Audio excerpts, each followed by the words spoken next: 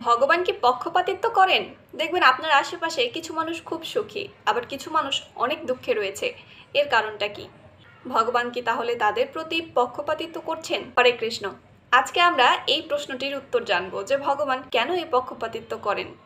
উত্তর হচ্ছে, শ্রীমদ্ ভগবদ্গীতায় স্পষ্টভাবে উল্লেখ করা হয়েছে বা ভগবান নিজে স্বয়ং বলছেন যে তিনি কোনো প্রকারের কোনো পক্ষপাতিত্ব করেন না, তিনি সবার প্রতি সমান দৃষ্টিসম্পন্ন।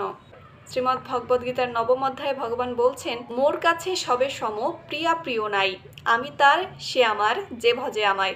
অর্থাৎ ভগবানের কাছে সবাই সমান, তার কাছে কোনো প্রিয় বা অপ্রিয় বলে কেউ নেই, সবাই সমান। এবং তাকে যিনি ভজনা করেন তিনি যেমন ভগবানের তেমন ভগবানও তার। যেমন যদি একটি উদাহরণ দিই আরেকটু ভালো মতো বুঝতে পারবেন।